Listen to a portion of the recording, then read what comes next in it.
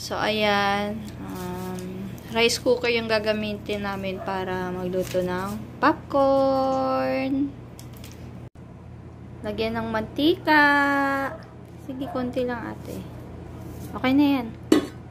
Lagyan ng mantika.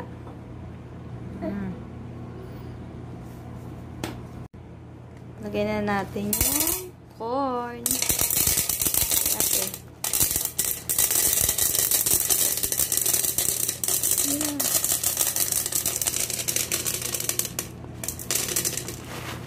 Ayan, haluin para lahat merong mantika.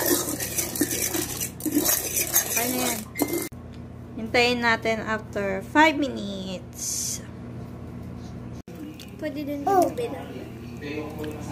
Ayan na po, pumuputok-putok na. Wow!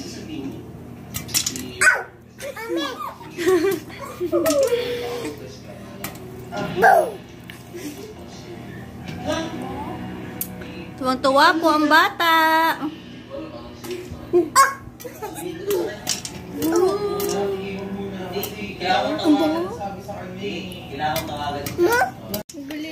How to cook popcorn. Ayan na po.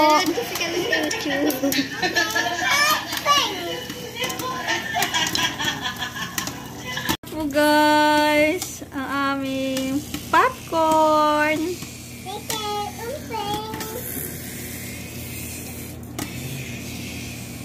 Ayan na po. Tchanan! Popcorn. So, ayan po. Lalagyan na po namin ng cheese. Ang flavor. Shake, shake, shake!